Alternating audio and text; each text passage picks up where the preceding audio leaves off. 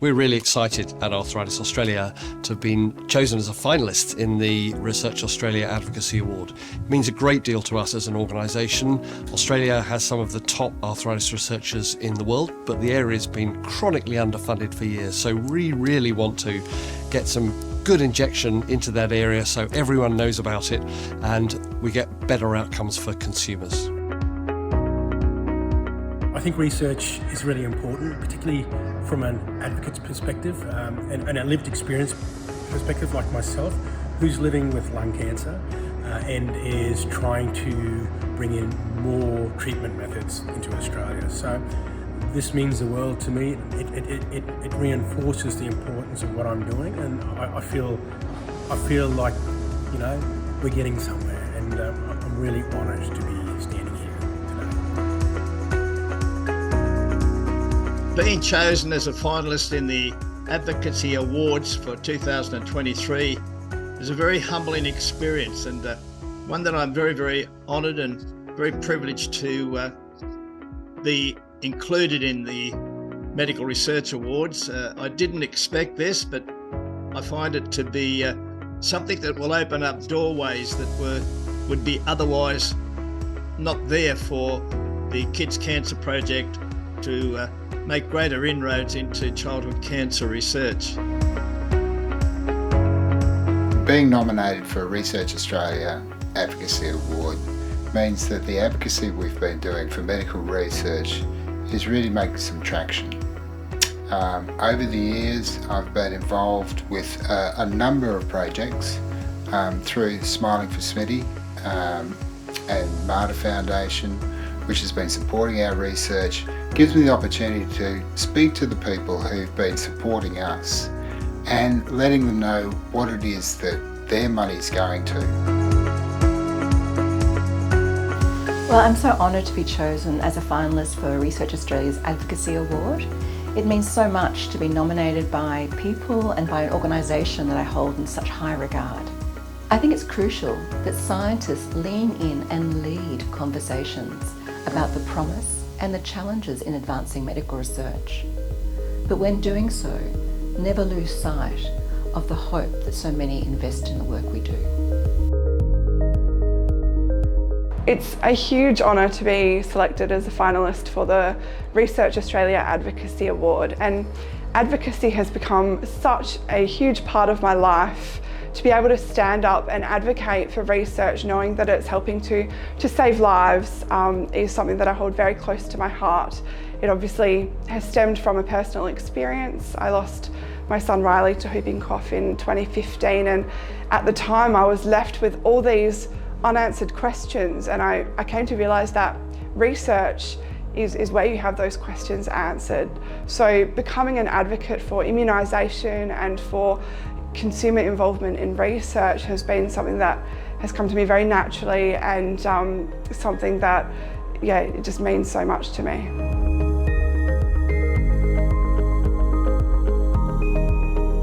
We set up COAD in 2015 to crowdsource potential new antibiotics from research groups around the world. Led by academics at the University of Queensland's Institute for Molecular Bioscience, this highly successful initiative has tested over 320,000 compounds from more than 330 research groups from 49 countries across the globe over the last 8 years. To our knowledge, the most compounds ever tested for antimicrobial activity under standardised conditions. I'd like to thank Suzanne Robinson from Deakin Health Economics for nominating us for this award. Suzanne is someone who has always seen the value in ThinkSmart and what we do, and has been a big champion for us. I think having that recognition is important for us. Our software and methodology is something that happens in the background, so not everyone knows that it's happening. So lots of people know about the Lumos project, for instance, in New South Wales Health, but they don't know that it's us that essentially enables it in the background. So I think as more people understand this methodology is out there, it can hopefully provide further improvements in data access for research and policy, and enable health improvements down the line. Well, I'm extremely proud of our team for being finalists in the Research Australia Data Innovation Award. It shows their hard work, their expertise and the innovative nature of the National Perinatal Statistics Unit at the University of New South Wales. I'm also really proud that our research project was developed in true consumer community partnership with academics, and that our project has been used as an exemplar by governments to show how clinical quality registries can be used to provide better shared decision making between patients and clinicians. Heart disease is the world's leading cause of death. The Quell study uses data-driven technologies to strengthen reach and quality of care for patients. Quell is a cluster randomized controlled trial. The aim is to evaluate data-driven quality improvement in primary care. Being selected as a finalist for data innovation at this year's award recognises the years of hard work and dedication that went into the Global Angelman Syndrome Registry. In 2016, web-based global caregiver-entered registries were virtually unheard of. Our success is a credit to the professionals on our team who listened to a patient organisation to build a truly patient-centred platform that has the capacity to evolve with its stakeholders. Hi, my name is Marie Ignacio and I'm Director of the Registry of Senior Australians at the South Australian Health and Medical Research Institute and an adjunct professor at the University of South Australia. Since the establishment of ROSA, we were able to create a body of evidence regarding a number of critical areas in aging and aged care that have already been used to inform an investigation like the Royal Commission, and the substantial aged care reforms that are now being implemented nationally by the Department of Health and Aged Care. The Registry of Senior Australians has been shortlisted as a finalist for the Research Australia Data Innovation Award, which is a fantastic recognition of the hard work and support that the institutions that created ROSA have undertaken in these last few years.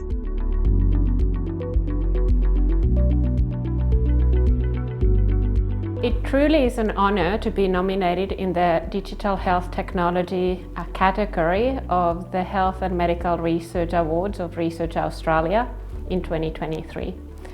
It means that we are sharing and strengthening our value and methods of placing the needs of people to the centre of designing, developing and deploying digital health technologies. Being selected as a finalist for the Digital Health Technology Award is incredibly humbling and a huge endorsement of the work of my whole team at the Black Dog Institute and our research into adolescent sleep and ways to improve sleep.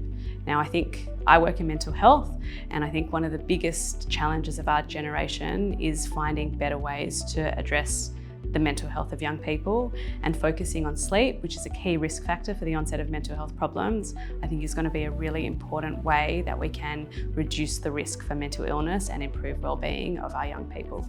So a selection of this award is just a huge reinforcement of the work that I've been doing for the last 5 or 6 years on this project, and something that I'm just so appreciative for. Hello, my name is Angus Turner, and I've been visiting the Pilbara for 13 years as an eye specialist. Diabetes is a major cause of blindness, but 98% is preventable with early treatment, and yet only 20% of people living in the Pilbara have had the required eye check. For the last 4 years, Lions Outback Vision has been working with Google to ensure that artificial intelligence tools are validated for Aboriginal people living in Western Australia. The results have just been published in a top journal and are astounding. AI is better than specialists at detecting disease.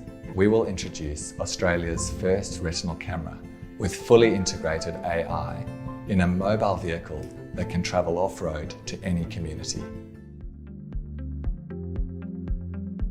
Prior to entering academia, I worked as a clinical occupational therapist alongside mental health consumers in the United Kingdom, New Zealand and Australia.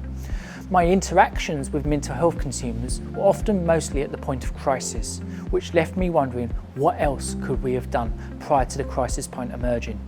Alongside my wonderful colleague, Director of the Curtin Autism Research Group, Professor Sonja Girdler, I was very lucky to have met our amazing German collaborators, Dr. Victor Kassik and Mr. Frank Zimmermann, who initially developed the Talk to Me programme, a series of workshops supporting young people to develop skills to have better conversations about mental health. If there is one thing I would hope people who undertake the Talk to Me programme take away, is a sense of confidence when talking to others about mental health. Being a finalist in the digital health technology category is a recognition of the work of a dedicated team and collaborators. I would like to thank Dr. David Hansen and Dr. Kaylee Button for this nomination. But I also want to acknowledge all the health service staff and patients that have helped to develop a number of digital solutions to improve the way in which we deliver care. I'm truly honored to be a finalist for the Digital Health Technology Award for Research Australia Health and Medical Awards of 2023. So a traumatic brain injury, or TBI, is a very common cause of death and disability in Australians. I would like to thank my nominators, Professor Livingston and Professor Endicott, both professors at Deakin University, to really help me to achieve my dreams and to really build these large-scale studies of neuroscience in brain injury. Thank you. My team and I are incredibly pleased to be nominated and recognised for our digital health work. Thank you to Antoine van Huijen and Cheryl Jones for nominating us for a Research Australia Digital Health and Technology Award. We're excited about what digital health can do for good and look forward to forming more novel partnerships to jointly prevent heart disease, which of course is better than treating more heart attacks. It is a real honor and a privilege, and I'm very humbled to be a finalist of the Digital Health Technology Award and to share that privilege with the wonderful and talented colleagues who have been nominated as well. I would like to really thank Mike and Wendy at the University of Melbourne for nominating me and putting me forward for this award. It really means a lot. Thank you so very much, and my wonderful team at Origin Digital for the unwavering determination and passion to make the mental health system great, no matter the cost. Now, of course, would like to also thank the selection committee for selecting me as a finalist. Thank you so very much, and best of luck to everyone.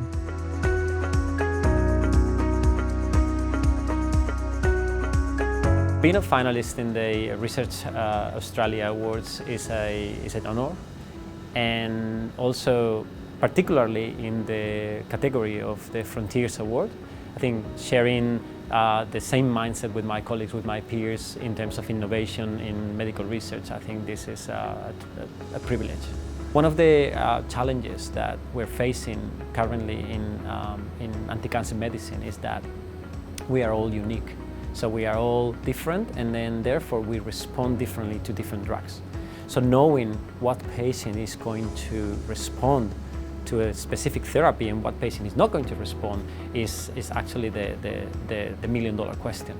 So our platform will help to decide and will help to assess what patients are going to be more suitable for one therapy or another. Renew is an international stem cell research consortium that brings together the University of Copenhagen in Denmark, Leiden University Medical Centre in the Netherlands, and the Murdoch Children's Research Institute in Melbourne. And Renew is the brainchild of Professor Melissa Little, AC, and I'd really like to acknowledge the vision of Professor Melissa Little in bringing together this international stem cell consortium to develop new stem cell-based treatments for individuals with incurable disease.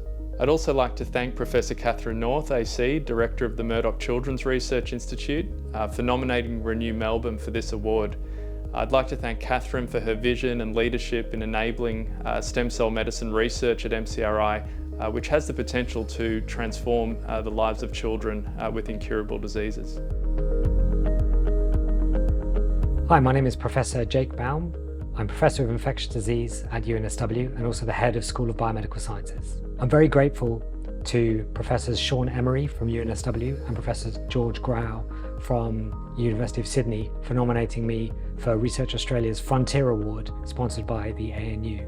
To be nominated for an award that recognises frontier research is really very humbling, but also really gratifying as somebody who's really tried to dedicate their research career to working at the frontier, at the coalface, where there's a lot of failure. And I pride myself in being somebody who's failed a lot, hopefully succeeded a bit too. And I really feel like on sponsoring and acknowledging work in this space is well, I think it's really important, but it's also a great honour. So thank you very much for that nomination. All of us at Crohn's Colitis Cure are hugely proud to have been chosen as a finalist in the Research Australia Awards in the Frontiers category, which is kindly sponsored by ANU. Being selected as a finalist provides well-deserved recognition and encouragement to our team who work hard with little secure funding. Being shortlisted also provides visibility to other stakeholders, including consumers, other researchers, life sciences and pharma companies who may wish to collaborate in this important work. Having created a globally unique data set, we need to work with others to maximise the value and the insights. We are honoured and excited to be shortlisted for this Research Australia Frontiers Award. Being nominated for the Research Australia Frontiers Award gives us the opportunity to share our research and is essential to demonstrating the economic value and benefits in investing in health and medical research.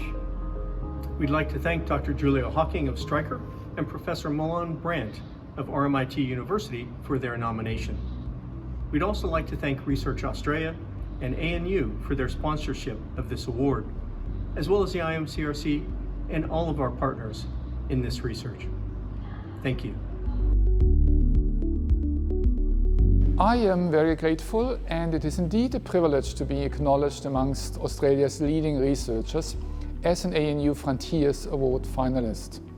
This award recognizes transformative research as a catalyst to extend our existing knowledge and at the same time encourages out-of-the-box thinking that contributes to positioning Australia as a global leader in health and medical research.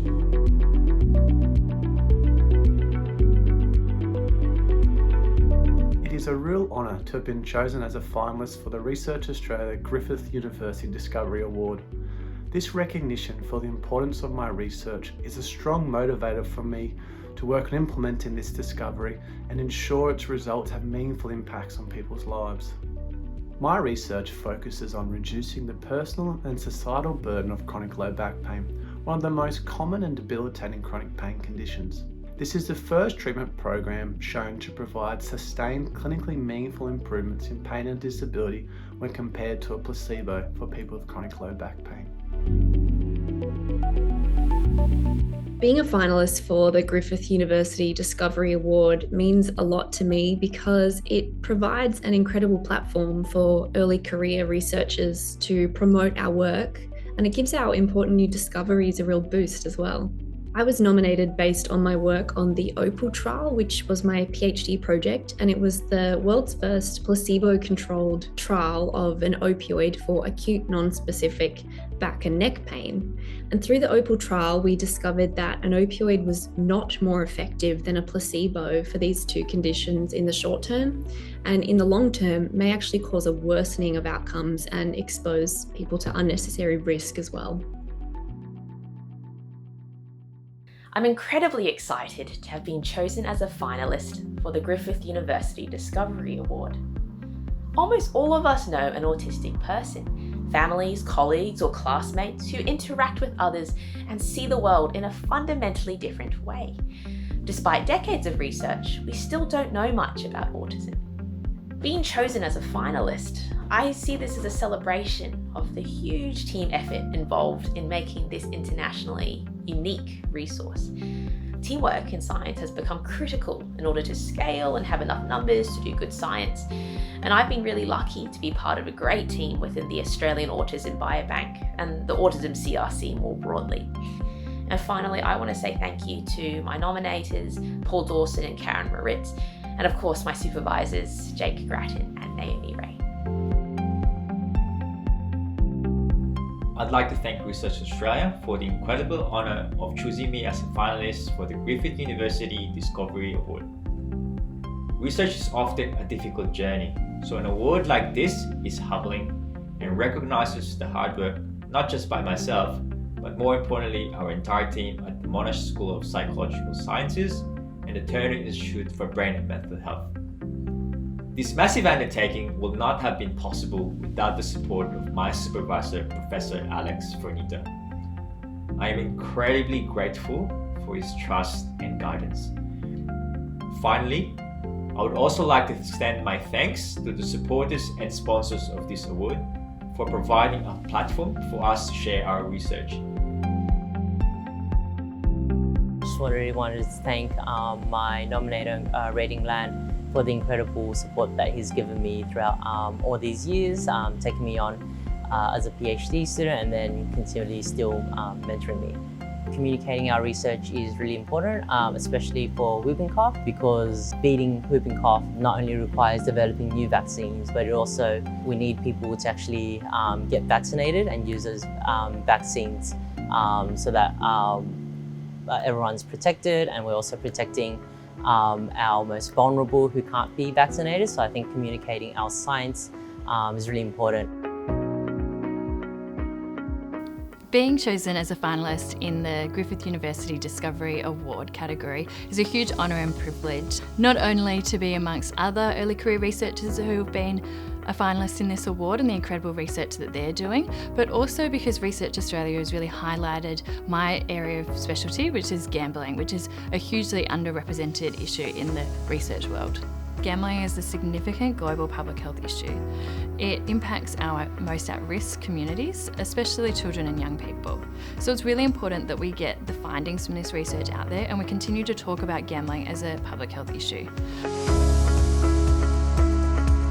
I am here as a finalist for the Griffith University Discovery Award, and I feel humbled and enormously fortunate and grateful for this opportunity and recognition. Air pollution is the leading environmental risk factor for mortality globally, and Australia is not exempt from this. With climate change, we have already experienced catastrophic bushfires, and although we don't know what will happen this next fire season, we will likely have to go through more intense and frequent fires in the near future. Nevertheless, I am still hopeful. With our knowledge, technology, and collaboration, we will be able to find novel ways to navigate the uncertain future ahead of us. Thank you.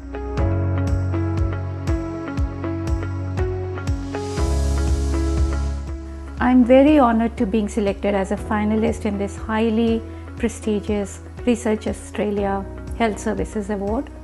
I thank my nominator, Dr. Annette Schmidi, CEO Digital Health CRC, to recognize my work as worthy of this award. It means a lot for my research to be highlighted on this platform, raising awareness in the community of an extremely debilitating disease, especially in the more vulnerable female, ethnic and indigenous populations. I'm deeply grateful to my nominators for acknowledging the significance of my research. Their support amplifies our collective effort to make a meaningful impact on health services and patient care. Awards like these are crucial to help us communicate about our research and raise awareness about the pressing issues in health services. By sharing our findings, we not only inform the public, but also engage important stakeholders in our work and ultimately improve the health and well-being of our community. Being chosen as a finalist for the Health Services Award has so many benefits. I was surprised, but then I realised it's pretty amazing for me as a clinician to think that I could develop as a researcher, as I know this actually benefits the clinical work that I do. I'd really like to thank my primary nominators. I believe there was two, Dr. Marie Blackmore from the Telethon Kids Research Institute and Maxine Fong, who's a clinician that I work with at Perth Children's Hospital. I'm really grateful that you did this. I'm humbled by it, and I think the opportunity is so great because it enables our work to be heard or known about in a wider platform than just within our health services sector. Deakin University provided me with a platform to undertake oral health economics research, an important avenue to determine cost-effective oral health interventions. Even though I am not a health economist, Deakin Health Economics enabled me to lead this important research stream. I am privileged to be part of a renowned health economics research unit. The Epidemiology for Policy and Practice team is absolutely thrilled to be a finalist for the Health Services Research Award category. Health services research is critically important to improving outcomes for people in Australia and particularly for improving equity, but it's often under-recognised. As a team, the Epidemiology for Policy and Practice group is deeply grateful to Professor Sandra Eads for nominating us for this award. It's such an honour to be recognised by someone who's so accomplished, but also who really gets Aboriginal and Torres Strait Islander cardiovascular disease. And that, I almost feel like the nomination itself was the greatest honour here. I'm absolutely thrilled to be a finalist for the Research Australia Health Services Award, and I thank the New South Wales Government for sponsoring this award. I'd like to thank my primary nominator, Kim Smith, who's the manager of the current NHMRC Centre of Research Excellence, who identified this award and encouraged my agreement to be nominated. And also my secondary nominator, the Queensland Motor Accident Insurance Commission, who have provided long-standing support and funding for my research program and have really helped in its translation and implementation into practice and policy.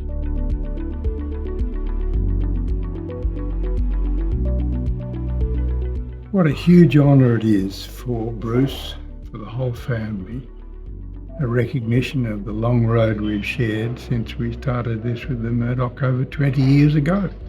People everywhere continue to struggle with challenging medical conditions, and it's important to investigate these and find solutions.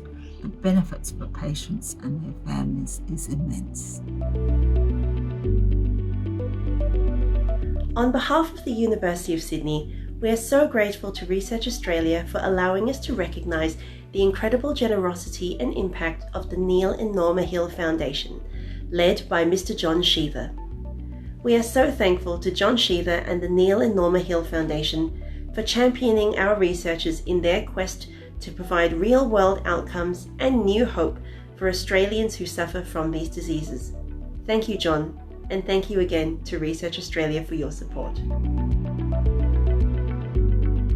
We look forward to supporting all the research behind that National Breast Cancer Foundation do, along with Associate Professor Cleola. And everybody that I've spoken to that are with the Professionals Group Australia are extremely honoured and proud to have this partnership. We appreciate your continued partnership with NBCF to fund research to achieve 0 deaths from breast cancer. This year marks an extraordinary milestone for the Professionals Network of raising $4 million for breast cancer research, which is an amazing effort.